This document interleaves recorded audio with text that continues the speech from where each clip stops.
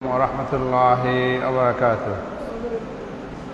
الحمد لله رب العالمين، والصلاة والسلام على أشرف الأنبياء والمرسلين وعلى آله وأصحابه أجمعين، أما بعد.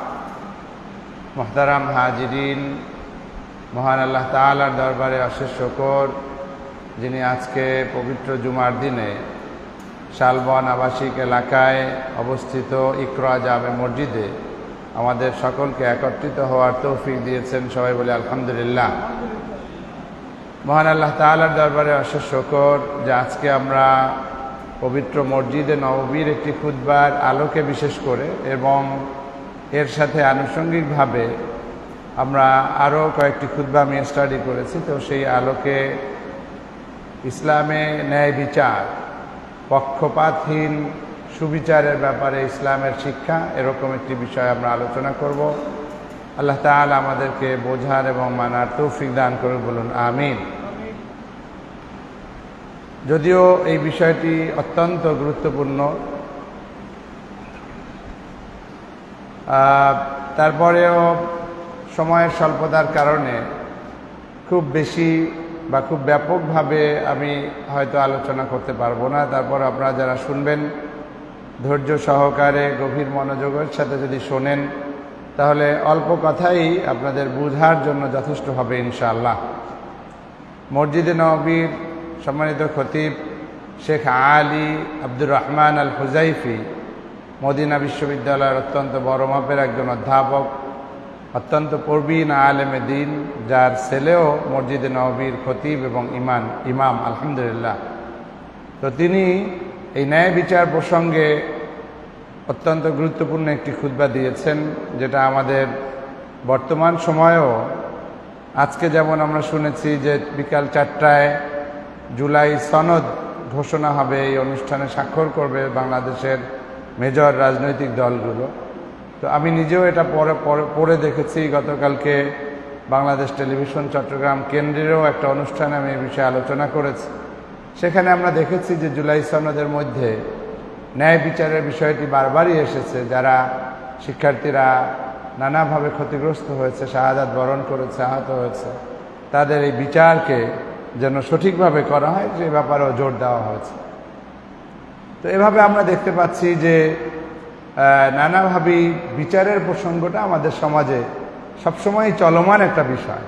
কখনো ব্যক্তিগতভাবে, কখনো হয়তো পারিবারিক জায়গা জমি নিয়ে দ্বন্দ্ব, কখনো সামাজিকভাবে, কখনো রাষ্ট্রীয়ভাবে, নানাভাবেই বিচারের এই প্রসঙ্গটা আমরা এড়াতে পারি না। তো আমরা জেনে নেই যে ইসলাম আমাদেরকে ন্যায় বিচারের ব্যাপারে কি দিক নির্দেশনা দিয়েছে। সেগুলো যদি আমরা জানি, তাহলে আমরা আমাদের ব্যক্তি জীবন, পারিবারিক জীবন, সামাজিক জীবন, রাষ্ট্রীয় জীবন, সর্বক্ষেত্রে আমরা অন্তত চেষ্টা করতে পারি, সর্বোচ্চ চেষ্টা করতে পারি, যাতে করে আমরা ন্যায় বিচারটা মেনটেন করি। আল্লাহ তাআলা আমাদের সেই তৌফিক দান করে, বলুন আমিন। মুহতারাম হাজিরিন, মসজিদে নববীর সম্মানিত খতিব তার খুতবার শুরুতে মহান আল্লাহ তাআলার প্রশংসা, মহানবী সাল্লাল্লাহু আলাইহি ওয়াসাল্লামের শানে সালাত ও সালাম পরিবেশন করার পরে তিনি আমাদেরকে মূল আলোচনার দিকে নিয়ে গিয়েছেন। তবে তারও আগে তাকওয়ার ব্যাপারে নসিহাত করেছেন, যেটা সুন্নাত। খুতবার শুরুতেই আসল খুতবা হচ্ছে তাকওয়ার ব্যাপারে আলোচনা, তাকওয়ার ব্যাপারে মানুষদেরকে নসিহাত করা। তো আমি আপনাদেরকে নসিহাত করছি, উপদেশ দিচ্ছি যে আমরা সবাই যেন আল্লাহ তাআলাকে ভয় করি আমাদের জীবনের সর্বক্ষেত্রে। আল্লাহ তাআলা আমাদের সেই তৌফিক দান করে, বলুন আমিন। মুহতারাম হাজিরিন, আজকের খুতবার শুরুতেই একটি আয়াতকে মসজিদে নববীর সম্মানিত খতিব ভিত্তি হিসাবে বা ফাউন্ডেশন হিসাবে বা মূল আলোচনা হিসাবে তিনি ঠিক রেখেছেন, ঠিক করেছেন। সেটি হচ্ছে এই আউযু বিল্লাহি মিনাশ শাইতানির রাজীম, বিসমিল্লাহির রাহমানির রাহিম। ইন্নাল্লাহা ইয়া'মুরু বিল আদলি ওয়াল ইহসান ওয়া ইতা'i যিল কুরবা ওয়া ইয়ানহা আনিল ফাহশা'i ওয়াল মুনকারি ওয়াল বাগি ইয়া'iযুকুম লা'আল্লাকুম তাযাক্কারুন। সাদাকাল্লাহুল আযীম।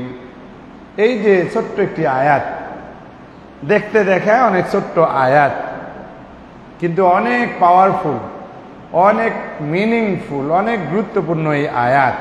এই আয়াতে আল্লাহ তাআলা কি বলছেন? ইন্নাল্লাহা, নিশ্চয়ই আল্লাহ তাআলা, ইয়া'মুরু, আদেশ করেন। খেয়াল করে দেখবেন, যখন আদেশ করেন আল্লাহ তাআলা কোনো কিছু আদেশ করেন, যেমন বলছেন আকিমুস সালাহ, নামাজ আদায় করো, আতুজ যাকাত, যাকাত দাও। যখন কোনো কিছু আদেশ করেন, সেটা আমরের সিগা দিয়ে হোক অথবা এই জাতীয় শব্দ দিয়ে যে আল্লাহ তাআলা আদেশ করেন, তাহলে এটা আমাদের জন্য ওয়াজিব। এটা আমাদের জন্য কি? ওয়াজিব। এটা আমাদের জন্য অবশ্য কর্তব্য। ওয়াজিব বলতে আপনাদের আবার এখন তাকাই আছেন যে আমরা তো আবার ফরজ ওয়াজিব এইভাবে মিলাই। ওয়াজিব শব্দটার একটা ব্যাপক অর্থ হচ্ছে ওর মধ্যে ফরজও শামিল, ওই অর্থ বলেছি ওয়াজিব আর কি, ঠিক আছে? অর্থাৎ আমাদের যেভাবে র্যাঙ্কিংয়ে ফরজ ওয়াজিব, সেই হিসাবে ওয়াজিব বলি না। এখানে ওয়াজিব মানে অবশ্য কর্তব্য, এটা অবশ্য মানতেই হবে আমাদের, এটা আমাদের উপরে ফরজ, অবশ্য কর্তব্য। তাহলে আল্লাহ তাআলা আদেশ করেন কি? বিল আদলি, ন্যায় বিচারের ব্যাপারে। কার আদেশ? আল্লাহ তাআলার আদেশ। আল্লাহ তাআলা আদেশ করেন বিল আদল, আদল করার ব্যাপারে, ন্যায় বিচার করার জন্য। ওয়াল ইহসান, দয়া, উত্তম ভাবে করা। এটা অনেক ব্যাপক অর্থ, শুধু ইহসানের উপরই আমি খুতবা দিয়েছি, মনে আছে আপনাদের? অনেক বড় ইহসান, অনেক বড়, কিন্তু তারপরেও মানুষের প্রতি, আল্লাহর প্রতি যার যেভাবে যার যার হক আছে সবগুলো সর্বোচ্চ সুন্দরভাবে আদায় করা। ইবাদত করবেন সবচেয়ে সুন্দর করে, সেটা ইহসান। বান্দার হক আদায় করবেন সবচেয়ে সূক্ষ্মাতি সূক্ষ্মভাবে, সেটা তা বান্দার সাথে ইহসান। তাহলে আল্লাহ তাআলা ন্যায় বিচার এবং ইহসানের ব্যাপারে আদেশ করেন। ওয়া ইতাইযিল কুরবা, যারা কি আছে, আমার আশেপাশের লোকজন রয়েছে, প্রতিবেশী রয়েছে, করিব থেকে, সেখান থেকে কুরবা শব্দটা এসেছে। যারা আমাদের আশেপাশে থাকেন, যারা প্রতিবেশী, তাদের হক দেওয়া, এটার ব্যাপারে আল্লাহ তাআলা নির্দেশ দিয়েছে। তাহলে আদল, ন্যায় বিচার, ইহসান, আর একটা হচ্ছে কি? প্রতিবেশীর হক আদায় করা। ওয়ায়ানহা, এবং আল্লাহ তাআলা নিষেধ করেন, বারণ করেন, আনিল ফাহশাই ওয়াল মুনকার, আনিল ফাহশাই ওয়াল মুনকার, খারাপ কাজ, অশ্লীল কাজ, গর্হিত কাজ, গুনাহের কাজ, এই জাতীয় কাজ থেকে আল্লাহ তাআলা কি করেন? নিষেধ করেন। অল বাগি, বাগি হচ্ছে বৃদ্ধাচরণ। বৃদ্ধাচারণ এমন অবাধ্যতা যেটা আল্লাহ তাআলা সহ্য করেন না। আল্লাহ তাআলার, আপনি অনেক সময় আছে আমাদের তাড়াহুড়া, অথবা ভুলে গেছি, অথবা কোনো ধরনের ছাড়া, কি বলে, বিদ্রোহী মনোভাব ছাড়া আপনার একটু অলসতায় ধরেছে, একটু অস্বস্থায় পেয়েছে, কিন্তু বাগিটা হচ্ছে খুব এক ধরনের বিপ্লবী ভাব, মানে এক ধরনের বিদ্রোহী ভাব, যে আমি একটা কিছু হয়ে গেছে, আমি মানব না, নাউজুবিল্লাহ, এটা হওয়া, এটা করা যাবে না। এই বাগিটা আল্লাহর ক্ষেত্রেও যেমন করা যাবে না, বান্দার ক্ষেত্রেও করা যাবে না। আল্লাহ তাআলা দুনিয়ায় যে সকল গুনাহের বিচার করেন, তার মধ্যে একটা হচ্ছে বাগি, অতিমাত্রায় জুলুম। অতিমাত্রায় জুলুম, এটা আল্লাহ তাআলা সহ্য করেন না। তো এই আয়াতের মধ্যে দেখেন তিনটা বিষয় আসলো যেটা আল্লাহ আদেশ করেন, আর তিনটা বিষয় আসলো যেগুলো থেকে দূরে থাকতে বলেছেন। মজার ব্যাপার হচ্ছে, মুহাদ্দিসিনে কেরাম ব্যাখ্যা করতে গিয়ে বলছেন, এই যে ভালোর দিক দিয়ে তিনটা, আদল, ইহসান এবং প্রতিবেশীর হক, আর খারাপের দিক দিয়ে তিনটা শব্দ ব্যবহার করা হয়েছে, ফাহশা, মুনকার এবং বাগি। মুহাদ্দিসিনে কেরাম বলছেন যে এই তিনটা ছয়টার মধ্যে ভালো, তিনটার মধ্যে যত ভালো আছে সব শামিল, আর এই তিনটার মধ্যে সব খারাপ শামিল। তাহলে বুঝতে পারেন যে এই আয়াতটা কত পাওয়ারফুল, কত মিনিংফুল, কত গুরুত্বপূর্ণ। তার অর্থ হচ্ছে যে আমরা এই আয়াতের আলোকে আমরা সর্বোচ্চ চেষ্টা করব যে আদল, ইহসান এবং প্রতিবেশীর হক আদায়ের ব্যাপারে সর্বোচ্চ চেষ্টা করব, এবং একই সাথে ফাহশা, মুনকার, বাগি এই সবগুলোকে প্রতিহত করব, এগুলো থেকে দূরে থাকবো। রাজি আছি ইনশাআল্লাহ? আল্লাহ তাআলা আমাদের সেই তৌফিক দান করুন, বলুন আমিন। ক্বালা ইবনু মাসউদ রাদিয়াল্লাহু আনহু, ইবনু মাসউদ রাদিয়াল্লাহু আনহু থেকে বর্ণিত, তিনি বলেন যে হাদিহিল আয়াহ, ইবনু মাসউদ রাদিয়াল্লাহু আনহু বিখ্যাত সাহাবী, তিনি বলছেন যে এই আয়াতটা, হাজিহিল আয়াহ, এইমাত্র যে আয়াতটা পড়লাম, আয়াতুন জামিআতুন লিকুল্লি খায়র, এটা সকল কল্যাণকে একত্রিতকারী একটি আয়াত। যত ধরনের কল্যাণের বর্ণনা আছে কোরআন এবং হাদিসে, এই তিনটা শব্দ দিয়ে সব কল্যাণকে একত্রিত করা হয়েছে। বলেন সুবহানাল্লাহ। আমার বক্তব্য না, তাহলে আপনারা চ্যালেঞ্জ করতে পারতেন। ইবনু মাসউদ রাদিয়াল্লাহু আনহু বলছেন যে হাজিহিল আয়াহ, এই আয়াতটি আয়াতুন জামিআতুন লিকুল্লি খায়র। জামিআতুন মানাহা আই তাজমাউ কুল্লা খায়র, এটা এমন একটি আয়াত যেটা জমা করে, একত্রিত করে সকল কল্যাণকে। বলেন না সুবহানাল্লাহ। তাহলে এই আয়াতটি অত্যন্ত গুরুত্বপূর্ণ। ওয়া নাহিয়াতুন আন কুল্লি শাররিন ওয়া জামিআতুল লিল আখলাক, এবং এটা হচ্ছে সমস্ত অকল্যাণ থেকে বারণকারী, সমস্ত অকল্যাণ, সমস্ত খারাপ কাজ থেকে বারণকারী একটি আয়াত। তিনটা মাত্র শব্দ, কিন্তু ইবনু মাসউদ রাদিয়াল্লাহু আনহু বলছেন যে সমস্ত খারাপ কাজ থেকে বারণকারী একটি আয়াত। এবার তিনি আবার বলছেন ওয়া জামিআতুল লিল আখলাক, এবং মানুষের যে সৎ গুণাবলী, যেটা আমরা মোরাল ভ্যালুজ বলি অথবা এথিক্স বলি, এই মোরাল ভ্যালুজ, এথিক্স, আখলাক, ক্যারেক্টার, চরিত্র, এই সমস্ত চারিত্রিক বৈশিষ্ট্য, গুণাবলী বা চারিত্রিক শিক্ষা এই আয়াতটির মধ্যে আছে। বলেন না সুবহানাল্লাহ। এটাও কিন্তু ইবনু মাসউদ রাদিয়াল্লাহু আনহুর উক্তির একটা অংশ। তাহলে তিনি বলছেন যে ইন্নাল্লাহা ইয়া'মুরু বিল আদলি ওয়াল ইহসানি ওয়া ইতা'i যিল কুরবা ওয়া ইয়ানহা আনিল ফাহশাই ওয়াল মুনকারি ওয়াল বাগি ইয়া'iযুকুম লাআল্লাকুম তাযাক্কারুন। এই আয়াতটিকে ইবনু মাসউদ রাদিয়াল্লাহু আনহু বলছেন যে সমস্ত কল্যাণকে একত্রিতকারী, সমস্ত খারাপ কাজ থেকে বারণকারী, এবং সমস্ত চারিত্রিক বৈশিষ্ট্যগুলোকে একত্রিতকারী। বলেন না সুবহানাল্লাহ। তাহলে এত বড় কথা, এত বড় ফজিলত, এত বড় মর্ম যেই আয়াতের মধ্যে রয়েছে, সেই আয়াতটি অবশ্যই আমাদেরকে ভালোভাবে অনুধাবন করা দরকার। তো সেই হিসাবে আজকে আমাদের বিশেষ করে প্রথম যে অংশ, ইয়া'মুরু বিল আদল, ন্যায়ের যে প্রসঙ্গটি, সেই প্রসঙ্গটি আমরা আলাদাভাবে জোর দিব। অন্য সবগুলো বলতে গেলে এত সময় আমার হবে না। আল্লাহ তাআলা আমাদের বোঝার এবং মানার তৌফিক দান করে, বলুন আমিন। একই কথা বিখ্যাত তাবিঈ, এবং আপনারা জানেন বড় মাপের বুজুর্গ, অত্যন্ত বড় মাপের তাবি ইমাম হাসান আল বসরি রাহিমাহুল্লাহ, তিনিও ইবনু মাসউদ রাদিয়াল্লাহু আনহুর কথাই তার মতো করে বলছেন, ইন্নাল্লাহা ক্বাদ জামাআ লাকুম ফি হাযিহিল আয়া আল খায়রা কুল্লাহু ওয়াশ শাররা কুল্লাহু, যে আল্লাহ তাআলা তোমাদের জন্য এই আয়াতের মধ্যে সমস্ত কল্যাণ একত্রিত করেছেন এবং সমস্ত অকল্যাণের বিষয়গুলো একত্রিতভাবে উপস্থাপন করেছেন। একদিকে সাহাবী আর একজন বিশ্ববিখ্যাত তাবি, তারা যখন বলেছেন, তার অর্থ হচ্ছে এই আয়াতটি যেন আমরা ভালো করে পড়ি, অর্থ বোঝার চেষ্টা করি এবং মেনে চলি। আল্লাহ তাআলা আমাদের সেই তৌফিক দান করে, বলুন আমিন। মুহতারাম হাজিরিন, তাহলে বিশেষ করে আমরা যেই শব্দটি সর্বপ্রথম এসেছে আদল, আদল শব্দের অর্থটা একটু আমরা জানার চেষ্টা করি। যদিও আগেই বলেছি সংক্ষিপ্ত সময়ে এত ব্যাপক তাফসীর করা সম্ভব নয়। কোরআনের মধ্যে আদল শব্দটা এসেছে, আবার আরেকটি শব্দ এসেছে কিসতুন। কিসতুন, ইন্নাল্লাহা ইউহিব্বুল মুকসিতিন, আল্লাহ তাআলা ন্যায় বিচারকারীদেরকে কি করেন? ভালোবাসেন।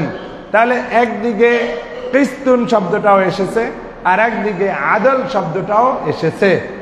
আমাদের মুফাসসিরিনে কেরাম ব্যাখ্যা করেছেন যে কখনো কিস শব্দটা আদলের সমর্থবোধক হিসাবে এসেছে, কখনো আদল শব্দ দিয়ে কিস বোঝানো হয়েছে।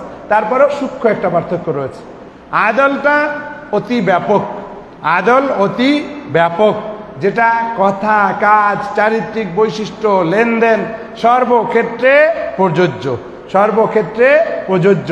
তো এই কারণে আপনি যদি কিস্তের প্রসঙ্গ কোরআনে বর্ণিত নাও হতো, আল্লাহ মাফ করুক, আল্লাহ তাআলা যা দিয়েছেন সেটাই উত্তম ফয়সালা, সঠিক, কিন্তু আদল এত ব্যাপক, ওর মধ্যে কিস্ত শামিল রয়েছে।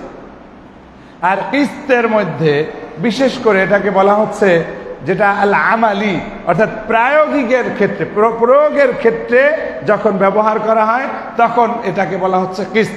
বিশেষ করে কোনো কাজের ক্ষেত্রে যেটাকে অ্যাপ্লাইড, যেটাকে আমরা ইংলিশে বলি কম্পারেটিভ জাস্টিস, অর্থাৎ কম্পারেটিভ জাস্টিসটা তখনই হয় যখন আপনি এটাকে অ্যাপ্লাই করছেন, দেখছেন যে আসলে এ কতটুকু পেলো, এ কতটুকু পেলো, এইভাবে তুলনা করে। আর যখন আদলটা বলেন তখন আরো ব্যাপক থাকে, সুনির্দিষ্ট কোনো বিচার কার্য সুনির্দিষ্ট কোনো ক্ষেত্রে নয়, সর্বক্ষেত্রে প্রযোজ্য, সেটা হচ্ছে আদল। আর কিস্ত হচ্ছে সুনির্দিষ্ট কোনো সেক্টরে, সুনির্দিষ্ট কোনো ইস্যুতে আমরা যখন বিচার করব তখনও ন্যায় বিচার করব। ঘুরে ফিরে একই, কিন্তু প্রয়োগের ক্ষেত্রে কখনো কখনো ভিন্ন হতে পারে। তাহলে আদল এটা হচ্ছে আল আদলু হুয়া আল হক ওয়াল কিসত ওয়াল ইস্তিকামাতু আলা সিরাতিল মুস্তাকিম। তাহলে দেখেন, আদলের পরিচয় করতে গিয়ে মসজিদে নববীর সম্মানিত খতিব কিসত শব্দটাও কিন্তু ব্যবহার করেছেন। আল আদল হুয়া আল হক, আদল হচ্ছে একদিকে হকের দুটো অর্থ, একটা হচ্ছে সত্য যেটা বাস্তব, আর একটা হচ্ছে আদল হচ্ছে হক মানে হচ্ছে অধিকার। দুটো অর্থই এখানে হবে। আপনি সত্য পথে চলা, তার মানে হচ্ছে আপনি আদল করতেছেন, ভালোটা, এটাই আদলের পরিপূরক। খারাপ কাজে যাচ্ছেন, তার মানে আপনি আদল করতেছেন না, আল্লাহর সাথে আপনি বেইনসাফি করতেছেন, আপনি আদল করতেছেন না। তাহলে আদল এটা হক, আদল এটা হচ্ছে কাজের ক্ষেত্রেও প্রয়োগের ক্ষেত্রেও এটা হচ্ছে ন্যায় বিচার। আল ইস্তিকামাতু আলা সিরাতিল মুস্তাকিম, এবং সিরাতে মুস্তাকিমের উপরে প্রতিষ্ঠিত থাকা। মনে থাকবে ইনশাআল্লাহ, সত্যের উপরে প্রতিষ্ঠিত থাকা, ন্যায় বিচার করা এবং সিরাতে মুস্তাকিমের উপরে অটল অনড় থাকা, এটা হচ্ছে ব্যাপক অর্থে আদল। আপনি খুব ন্যায় বিচারক, শাসক, নামাজ পড়েন না, আমাদের মধ্যে আছে না নাই? বিচারপতিদের মধ্যে এরকম আছে না নাই? ভালো, সৎ, এর দিক দিয়ে সৎ, বিচার কার্যের দিক দিয়ে সৎ, কিন্তু নামাজি না, আছে না? থাকতে পারে না? সে আসলে কোরআন হাদিসের ব্যাখ্যা অনুসারে সে প্রকৃত অর্থে ন্যায় বিচারক নয়। কারণ ন্যায় বিচারক সে হবে যে আল্লাহর সাথেও আদল করবে, যে সত্যটাকে মেনে নিবে সর্বক্ষেত্রে। সে হয়তো একটা পার্টিকুলার ক্ষেত্রে আদল দেখাতে চেষ্টা করেছে, কিন্তু আসলে সে ন্যায় বিচারক নয়, সে ন্যায়ের পথে সিদ্ধান্ত দিতে ব্যর্থ হয়েছে, কারণ সে আল্লাহর হক নষ্ট করেছে, সে রসুলের হক নষ্ট করেছে। তো এই জন্য আমরা আদলের সংজ্ঞায় যেটা বলছি, আল আদল হুয়া আল হক, আদল আরো ব্যাপকভাবে বলা হচ্ছে, এটা হককে, এটা হচ্ছে হক, এটা হচ্ছে সত্যের মাপকাঠি, সত্যের পথ, এটা হচ্ছে আদল। সত্য থেকে বিচ্যুত হলে আদল আপনি রক্ষা করতে পারছেন না। আল কিসত এটা একটা পার্ট, কার্যক্ষেত্রে, প্রয়োগের ক্ষেত্রে, হুকুমের ক্ষেত্রে, রায় দেওয়ার ক্ষেত্রে ন্যায় বিচার মেনটেন করা, এটাও আদলের অংশ। আল ইস্তিকামাতু আলা সিরাতিল মুস্তাকিম, এবং সিরাতে মুস্তাকিমের উপরে অটল থাকা, অনড় থাকা, এই সবই হচ্ছে আদলের অংশ। আর হকের ক্ষেত্রে আরেকটা বলেছি যে প্রত্যেকের যার যে হক রয়েছে সেটা আদায় করে দেওয়া যথাযুক্তভাবে, সেটাও আদলের অংশ। আদা ও হাক্কেন জি হাক্কি লিজি হাক্কিহি, যার যেটা হক আছে সেটা যথাযথভাবে আদায় করা, এটা হচ্ছে আদল। মনে থাকবে ইনশাআল্লাহ। তাহলে হকের দুটো অর্থ বললাম, হক সত্য, আর একটা হচ্ছে হক অধিকার। উভয় ক্ষেত্রেই আদলটা প্রযোজ্য। এবার তিনি বলছেন ওয়াল আদলু ইয়াকুনু বাইনাল আবদি ওয়া রাব্বিহি, আদলটা এটা হতে পারে আল্লাহর সাথে এবং বান্দার মাঝে, উভয় ক্ষেত্রেই হতে পারে। অর্থাৎ বান্দাদের ক্ষেত্রে আদল, একটু আগেই বললাম, খুব ভালো বিচারপতি, ভালো বিচারক, রায়টা ভালো দেয়, আল্লাহর হক আদায় করে না, আসলে এটা হবে না।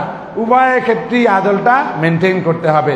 এবং তিনি বলছেন ওয়া আউজাবুল আদলি আল মা'মুরি বিহি ওয়া আ'জামুহু ইবাদাতুল্লাহ, সবচেয়ে বড় আদল, সবচেয়ে বেশি আবশ্যক করণীয় যে আদল, যে ন্যায় বিচারটা সবচেয়ে করতেই হবে, আউজাব ওয়াজিবের থেকে আরো জোর দিয়ে বলেছেন আওজাব, সবচেয়ে বেশি করণীয় পালনীয় যে আদলটা, যেটার ব্যাপারে আল্লাহ তাআলা নির্দেশ দিয়েছেন এবং যেটা সবচেয়ে বেশি মর্যাদাকর আদল, সেটা হচ্ছে ইবাদতুল্লাহ, আল্লাহর ইবাদত করা, আল্লাহর ইবাদত করা, আল্লাহর হক যথাযথভাবে আদায় করা। আল্লাহর হক যথাযথভাবে আদায় করবেন না, আপনি যতই দাবি করেন আপনি একজন ন্যায় বিচারক, আপনি আসলে প্রকৃতপক্ষে ন্যায় বিচারক নন। তাহলে এটা গেল নাম্বার 1, যেটা আল্লাহ তাআলা পবিত্র কোরআনে ইরশাদ করেছেন, ওয়াবুদুল্লাহা ওয়ালা তুশরিকু বিহি শাইআ ওয়া বিল ওয়ালিদাইনি ইহসানা। তোমরা আল্লাহর ইবাদত করো, শিরক করো না। যদি ইবাদত না করি আদল হবে? আদল হবে? যদি আমরা শিরক করি ন্যায় বিচার হবে? আল্লাহর ক্ষেত্রে ন্যায় আচরণ হবে আমাদের? হবে না। অতএব ইবাদত করব এবং শিরক করব না, এবং বাবা মায়ের সাথে আমরা কি করব? ইহসান করব। আল্লাহ তাআলা আমাদের সেই তৌফিক দান করে, বলুন আমিন। এখন ইবাদত অনেক ব্যাপক শব্দ, এই ব্যাপকতার সাথে আরেকটা শব্দ জুড়ে দিয়েছেন, ওয়ালা তুশরিকু বিহি শাইআ। তাহলে শিরকের উল্টাটা কি বলতে পারেন আপনারা? তাওহীদ। শিরক করলাম, এটা খারাপ, এটা খারাপ, অত্যন্ত জঘন্য একটা অপরাধ। ইন্না শিরকা লাযুলমুন আযীম। তাহলে শিরকের উল্টা হচ্ছে তাওহীদ। সব কিছু ইবাদতের উপযুক্ত একমাত্র কে? আল্লাহ তাআলা। তাহলে এই তাওহীদ থেকে শুরু করে তাওহীদ, ঈমান, ইখলাস, ইয়াকিন, ইতিকাদ, এইভাবে যতভাবে আমরা আমাদের ঈমানকে মজবুত করে তারপরে অন্যান্য যে নেক আমল, এগুলো করে করে আমরা আল্লাহ তাআলার হক আদায় করব। আল্লাহ তাআলা আমাদের সেই তৌফিক দান করুন, বলুন আমিন। আমরা আল্লাহ তাআলার হকের ব্যাপারে আলাদাভাবে খুতবা দিতে হবে, কারণ এর সাথে আল্লাহ তাআলার আসমা, সিফাত, তারপরে আহকাম, আকায়েদ, অনেক বিষয় জড়িত। আমরা সেই দিকে যাচ্ছি না। সংক্ষিপ্তভাবে এতটুকু মনে রাখবো, আল্লাহ তাআলার হক যথাযথভাবে আদায় করতে পারলে আল্লাহর সাথে প্রযোজ্য যে আদলটা, সেই আদলটা আমরা মেনটেন করতে পারবো। রাজি আছি ইনশাআল্লাহ? তাহলে আমরা আল্লাহর সাথেও যেন আদলটা মেনে চলি, আল্লাহ পালন করি। আল্লাহ তাআলা সেই তৌফিক দান করুন, বলুন আমিন। একটা বিষয় বললে আমার সামনের আলোচনা সহজ হয়ে যাবে, সেটা হচ্ছে পবিত্র কোরআন কার কালাম? আল্লাহর কালাম। নবী করিম সাল্লাল্লাহু আলাইহি সাল্লামকে কে পাঠিয়েছেন? আল্লাহ তাআলা। তাহলে কোরআন বলি, হাদিস বলি, সব কিছুর আসল উৎসকে আল্লাহ তাআলা। এখন খেয়াল করে দেখেন, আপনি যখন আল্লাহর সাথে ন্যায় বিচার করবেন, এটা যখন মেনে নিলেন, এখনই আমরা মেনে নিলাম না? আমি বলছি ঠিক আছে, আপনারা বলছেন হ্যাঁ ইনশাআল্লাহ আমরা মানব। যখন মেনে নিলেন, তার মানে এই বান্দার সাথে বান্দার যে হকের প্রসঙ্গটা, সেটাও মূলত আল্লাহ তাআলাই পবিত্র কোরআনে বর্ণনা করে দিয়েছেন। আল্লাহ তাআলা সেটা কোরআনে বর্ণনা করে দিয়েছেন। বান্দার হক নষ্ট করলে আপনার গুনাহের মাত্রাটা বেশি বেড়ে যাচ্ছে কেন? একদিকে আল্লাহর আদেশকে অমান্য করলেন, আর একদিকে বান্দার হকও নষ্ট করলেন, মাত্রাটা আরো বেড়ে যাচ্ছে। আল্লাহটা আল্লাহ ক্ষমা করে দিতে পারেন, বান্দারটা আল্লাহ ক্ষমা করবেন না। তাহলে আপনি কিন্তু আস্তে আস্তে আরো ভয়াবহ পরিণতির দিকে যাচ্ছেন, খারাপির দিকে যাচ্ছেন। আপনি এটা ভাইবেন না, হায় আল্লাহ আমি আল্লাহর হুকুম নামাজটা কেমনে ত্যাগ করি, ওরে না হয় ঠকাইলাম, আল্লাহরে ঠকাইতে পারি। এরকম কিছু মূর্খ মানুষ আছে না? হায় রে কপাল পোড়া, বোঝে না, দিন না বোঝার কারণে এটা করে। সেজদা দেয়, নামাজ পড়ে, রোজা রাখে, কিন্তু ঠিকই আবার চাঁদাবাজি করে, ঠিকই আবার মাস্তানি করে, ঠিকই আবার জুলুম করে। আছে না নাই? তাহলে হবে না। আসলে বুঝের অভাব। ওইটা তো আরো ভয়াবহ, ওইটা তো আরো ভয়াবহ। আমি এই কথাটা বললাম এই কারণে যে বান্দার হক নষ্ট করার মধ্যে একদিকে বান্দার হক নষ্ট করলেন, আবার আল্লাহর হক নষ্ট করলেন। আল্লাহর হক নষ্ট করলেন ওই দিক দিয়ে যে বান্দার হক আদায় করার মূল আদেশদাতা কে? আল্লাহ। অতএব সেখানে আল্লাহকে অমান্য করলেন।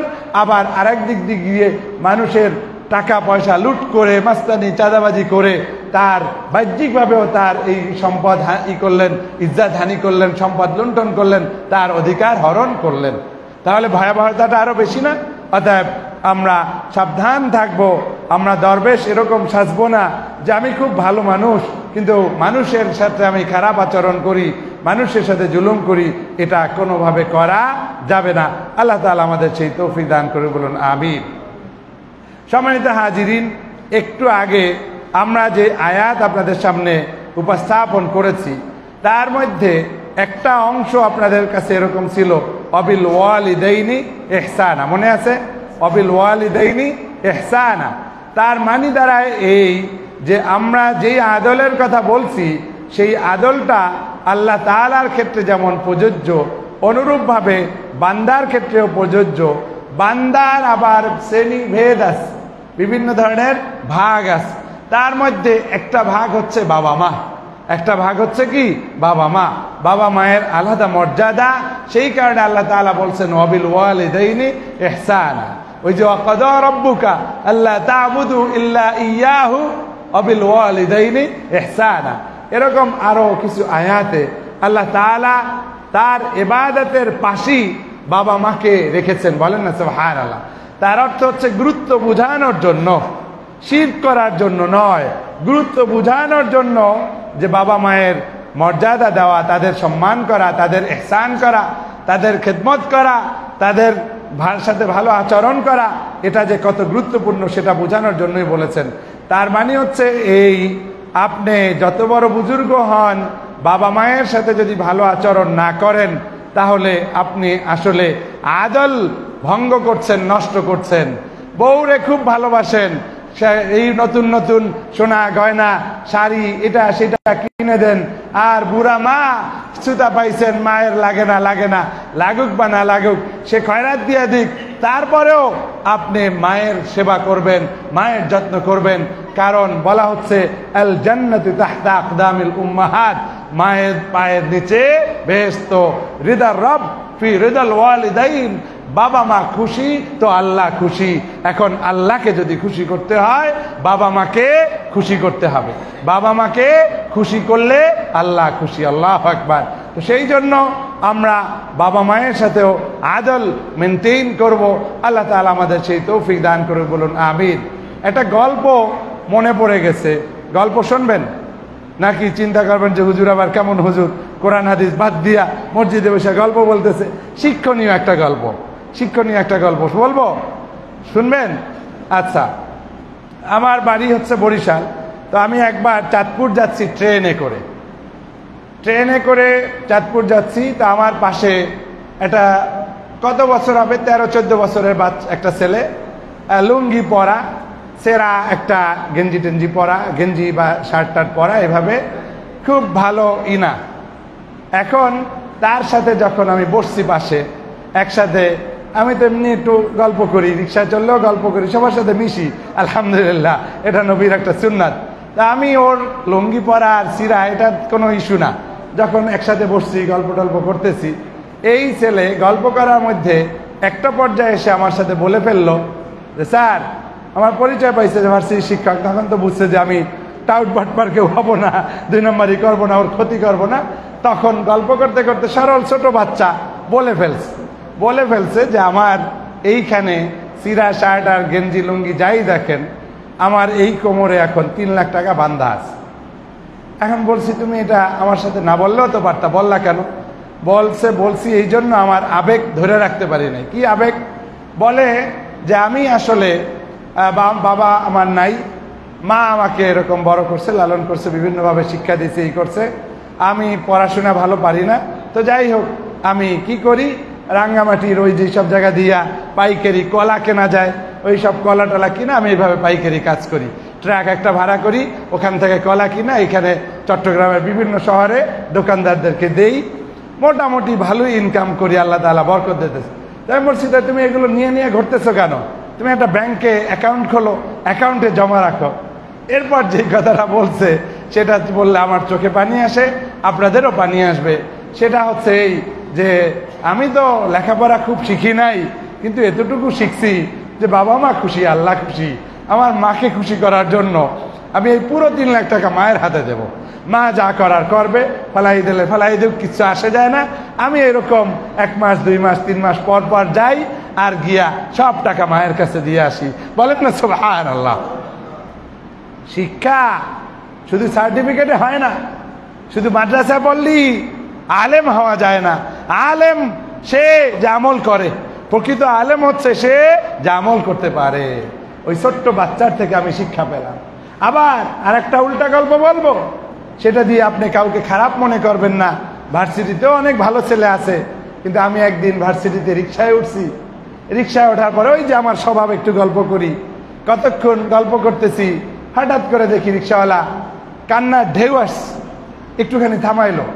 আমি বললাম যে কি বাবা, অসুস্থ হয়েছেন বা হার্টে কোনো সমস্যা, কি অসুবিধা?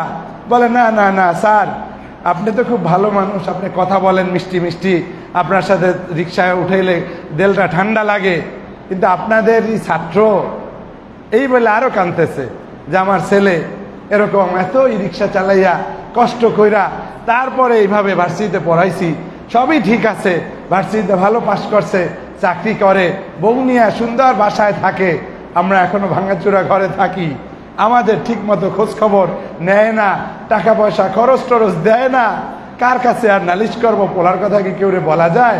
আপনি যেহেতু ভার্সিটির শিক্ষক, আপনার কাছে একটু বললাম যে আপনারা এইসব পোলাপান তৈরি করবেন না, আপনার আদর্শ ছেলেপেলে যেন তৈরি করেন। এখন কি আর কান্না রাখা যায়? আমি জড়াইয়ে ধইরা ওনার গালে কতক্ষণ চুমা দিয়া, কপালে চুমা দিয়া সান্ত্বনা দিলাম, আর বললাম যে ইনশাআল্লাহ আমি চেষ্টা করব যে এমন সন্তান গড়তে, এমন ছাত্র গড়তে যারা আসলে আপনার মতো এরকম অবাধ্য সন্তান পাবে না, বরং ভালো সন্তান পাবে। আমি প্রায় এই গল্পটা আমার ফার্স্ট ইয়ারের ছেলে মেয়েদেরকে বলি, যাতে করে কিছুটা হলে ওদের মধ্যে এই চেতনা জাগে।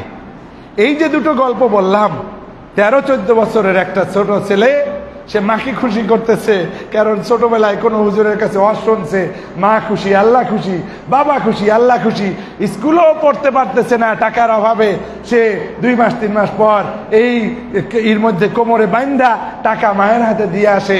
আর আমাদের মধ্যে এমনও আলেম পাওয়া যাবে, এমন হইয়াছে যার এলেমের রুহটা ঢোকে নাই, আমলের তেজটা না ঢোকার কারণে সে এখনো বাড়ি ঘড়ি আলিশান দরবারে থাকে, কিন্তু বাবা মায়ের খোঁজ নেন আছে কি নাই? আছে, নাউজুবিল্লাহ। আল্লাহ তাআলা আমাদের হেদায়েত দান করুন, বলুন আমিন। আবার ভার্সিটিতে এমএ পাস কইরাও বাবা মায়ের খেদমত করার শিক্ষাটা পেল না। তো যাই হোক, আমি এই কথাটা বললাম এই কারণে, দুটো গল্প শোনালাম এই কারণে, যাতে করে আমরা আমাদের বাবা মায়ের সাথে আদল করতে পারি, ইনসাফ করতে পারি। আল্লাহ তাআলা আমাদের সেই তৌফিক দান করুন, বলুন আমিন। রাজি আছি ইনশাআল্লাহ? যাদের বাবা মা নাই তাদের কলিজায় একটা আগুন ধরে গেছে। আগুন ধরার দরকার নাই। আপনি বাবা মা জীবিত থাকা অবস্থায় খারাপ আচরণ করেছেন, খেদমত করতে পারেন নাই, ওইটা মনে করে আল্লাহর কাছে কাঁদেন, আল্লাহ তুমি আমারে মাফ করো, আমি বাবার নামে এটা দান করলাম, মায়ের নামে এটা দান করলাম, মায়ের নামে আমি একটা এতিম খাওয়াইলাম, মায়ের নামে আমি এই যে এটা দান করে দিলাম, আল্লাহ সেই উসিলা আমাকে মাফ করে দাও। বিভিন্ন হাদিস দ্বারা এটা প্রমাণিত, যখন কোনো বান্দা বাবা মা মারা যাওয়ার পরেও বাবা মায়ের খেদমতের নিয়াতে দান সৎকা করে, গরিবের খেদমত করে, অন্য বৃদ্ধের খেদমত করে, বাবা মায়ের বৃদ্ধ বন্ধুদের খেদমত করে, আল্লাহ তাআলা সেই উসিলায় তাদেরকে মাফ করে দেন, বলেন আমিন। আমরা রাজি আছি ইনশাআল্লাহ?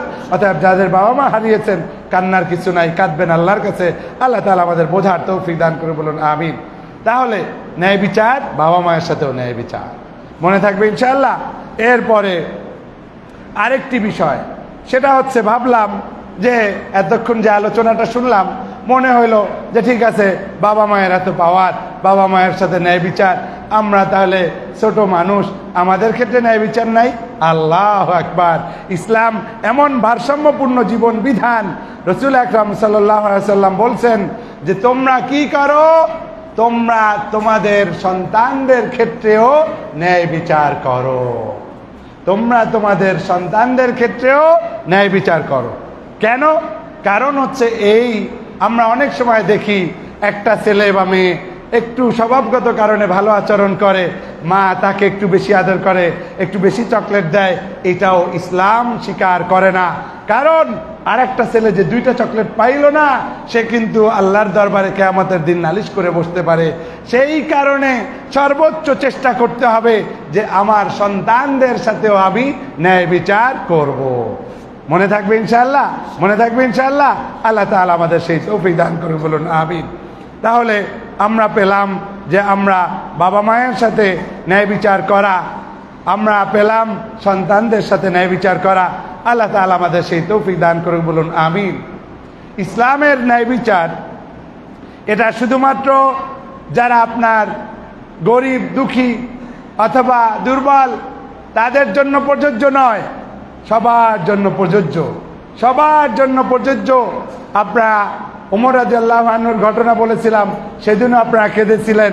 আল আকসা মসজিদ কিভাবে ইহুদিদের হাত থেকে তিনি দখল করে নিয়েছিলেন, কিভাবে মূল ঘটনাটা এই যে ইহুদিরা শর্ত দিল তোমাদের কারো কাছে চাবি দেব না।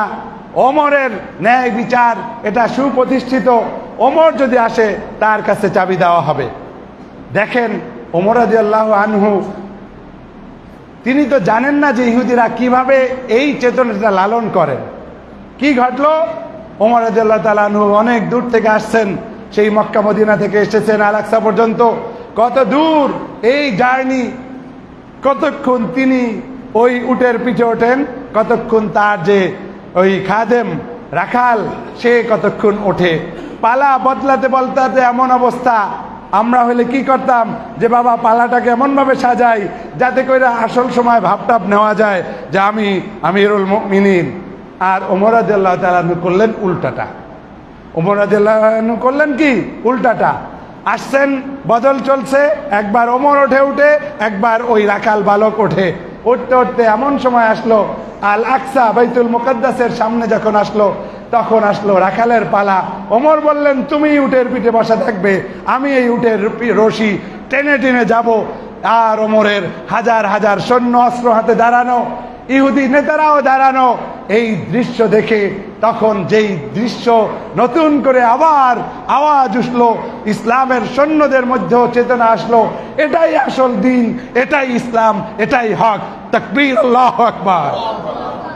এই হচ্ছে ইসলাম। ন্যায় বিচার, সাম্য। আপনি যত বড় হন আপনার বেলায় ন্যায় বিচার। ন্যায় বিচার শুধুমাত্র গরিব দুঃখীর বেলায় এটা হবে না। আপনি যত বড় শাসক হন, যত বড় পাওয়ারফুল হন, প্রত্যেকের ব্যাপারেই ন্যায় বিচার কায়েম করতে হবে। এটাই হচ্ছে ইসলামের শিক্ষা। আর এটা করার মধ্যে আপনার সম্মানহানি ঘটবে না, বরং আপনার সম্মান আরো বহুগুণ বেড়ে যাবে। মনে থাকবে ইনশাআল্লাহ। অতএব আপনারা যদি কেউ এমন থাকেন আমার আলোচনা শুনে ওমরের মতো হতে চান, প্লিজ নিয়াত করেন, কোনো অসুবিধা নাই। কারণ এই দুনিয়ায় আপনার যদি ফাঁসিও হয় তারপরেও আপনি আল্লাহর কাছে মুক্তি পেয়ে যাবেন, ক্ষমা পেয়ে যাবেন। কিন্তু আপনার বাহাদুরি দেখিয়ে, টাকার গরম দেখিয়ে, পাওয়ার দেখিয়ে আপনার ফাঁসির আদেশকে ক্যান্সেল করলেন, ন্যায় বিচারে বাধা দিলেন। আপনি আজ ফাঁসির কাছে না ঝুললেও আপনি কিয়ামতের দিন আল্লাহর থেকে যেই বিচার পাবেন সেটা হবে আরো ভয়াবহ ভয়াবহ ভয়াবহ। বলেন নাউজুবিল্লাহ। অতএব আমরা যেন সাবধান হই। আমি ভুল করেছি, আজই সেটা সমাধান করে দিব। আমি অন্যায় করেছি, আজই সেটার বিচার হোক। যেটা সাহাবায়ে কেরাম করেছেন, সব কিছু অকপটে নবীজির কাছে গিয়ে সারেন্ডার করেছেন। ইয়া রাসূলুল্লাহ, আমি এটা করেছি, এটা করেছি। কারণ তাদের ভয় ছিল আজ বিচার হয়ে যাক, কিয়ামতের জন্য এটা যেন আটকা না থাকে। সব কথা ভেঙে ভেঙে বলা যায় না। আমি ইশারা ইঙ্গিতে বলে দিচ্ছি, যাদের বোঝার আপনারা বুঝে নেবেন, সতর্ক হবেন। ক্ষমতার দাপট দেখিয়ে ন্যায় বিচারকে বাধাগ্রস্ত করবেন না। আল্লাহ তাআলা আমাদেরকে তৌফিক দান করুক, যাতে করে আমরা এই দুনিয়ার বিচারের চেয়ে আখিরাতের বিচারকে বেশি গুরুত্ব দেই। মালিকি ইয়াউমিদ্দিন, বলেন মালিকি ইয়াউমিদ্দিন। বিচার দিনের মালিক কে? আল্লাহ। তাহলে আল্লাহকে ভয় করেন। আলাইসাল্লাহু বিআহকামিল হাকিমিন। আল্লাহ তাআলা সকল বিচারপতি, সকল হুকুমদাতার চেয়ে শ্রেষ্ঠ হুকুমদাতা নন? অবশ্যই। অতএব আল্লাহকে ভয় করেন। আল্লাহ তাআলা আমাদের সেই তৌফিক দান করুক, বলুন আমিন। তাহলে বোঝা গেল যে আমাদের এই ন্যায় বিচার আল্লাহর ক্ষেত্রে, রাসূলের ক্ষেত্রে, বাবা মায়ের ক্ষেত্রে, সন্তানদের ক্ষেত্রে যেমন প্রযোজ্য, সাধারণ গরিব দুঃখী অসহায় রিকশাওয়ালা সবার ক্ষেত্রে প্রযোজ্য। একটা রিকশা চালককে খুন করেছেন, আপনি 1000 কোটি টাকার মালিক হলেও আপনি খুনি। একজন দোকানদারকে খুন করেছেন, আপনি 1000 কোটি টাকার মালিক হলেও আপনি খুনি। এই খুনের বিচার দুনিয়ায় যদি আপনি না নেন, গ্রহণ না করেন, আখিরাতে আপনি যেই বিচারের মুখোমুখি হবেন, বিশ্বাস করেন আল্লাহর কসম, সেটা অফুরন্ত, সেটা সীমাহীন, সেটা কখনো আর শেষ হবে না। কারণ তখন তো আপনি আর মৃত্যুবরণ করতে পারবেন না। আপনার শাস্তি শাস্তি শাস্তি চলতেই থাকবে। অতএব তওবা করুন, তওবা করুন, এখনো সাবধান হন। যারা এই ভুলের মধ্যে ছিলেন তারা এই দুনিয়ার বিচারগুলো মেনে নেন, যাতে করে আখিরাতে আপনি মুক্তি পেতে পারেন। আর দুনিয়ার বিচার যদি বাধাগ্রস্ত করেন, অন্যায়ভাবে নিজের খুনকে ঢেকে রাখেন, জুলুমের মাধ্যমে আপনার এই বিচার কার্যে বাধা দেন, আপনি কিন্তু ভয়াবহ পরিণতির শিকার হবেন আল্লাহর কাছে। আল্লাহ তাআলা আমাদের বোঝার এবং মানার তৌফিক দান করুক, বলুন আমিন। আউযু বিল্লাহি মিনাশ শাইতানির রাজীম। বিসমিল্লাহির রহমানির রহিম। ইন্নাল্লাহা ইয়া'মুরুকুম আন তুআদ্দুল আমানাতি ইলা আহলিহা। আল্লাহ তাআলা অবশ্যই তোমাদেরকে আদেশ করেন যে তোমরা যার যে আমানত আছে সেটা তোমরা তাদের কাছে আদায় করে দিবে।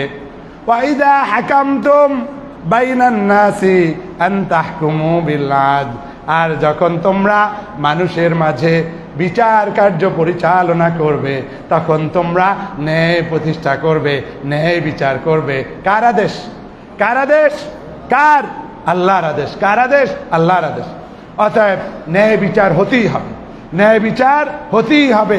সব ধরনের খুন, সব ধরনের গুম, সব ধরনের অন্যায় অত্যাচারের ন্যায় বিচার হতেই হবে, কারণ এটা হচ্ছে আল্লাহর নির্দেশ।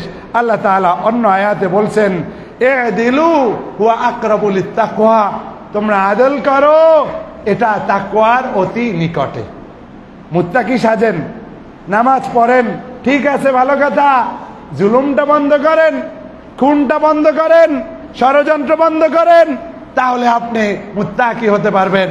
কারণ জুলুম করলে তাকওয়ার ধারে কাছেও যেতে পারবেন না। মনে থাকবে ইনশাআল্লাহ। তাহলে শুধুমাত্র নামাজ দিয়ে তাকওয়া হবে না, নামাজ দিয়ে তাকওয়া হবে না। আল্লাহ তাআলা আমাদের বোঝার তৌফিক দান করে, বলুন আমিন। সম্মানিত হাজিরিন, তাহলে আদলটা আমাদের যেটা হবে, কথা কাজ সর্বক্ষেত্রে আমাদের হবে। আল্লাহ তাআলা আমাদের ব্যক্তিগত জীবনে, আমাদের পারিবারিক জীবনে, আমাদের রাষ্ট্রীয় জীবনে, আমাদের সার্বিক জীবনে, সর্বক্ষেত্রে এই আদল, ইনসাফ, ন্যায় বিচার, ন্যায় প্রতিষ্ঠা, সাম্য, ইনসাফ, এগুলো প্রতিষ্ঠা করার তৌফিক দান করুক, আমিন। আখির দাওয়ানা আনিল হামদুলিল্লাহি রাব্বিল আলামিন।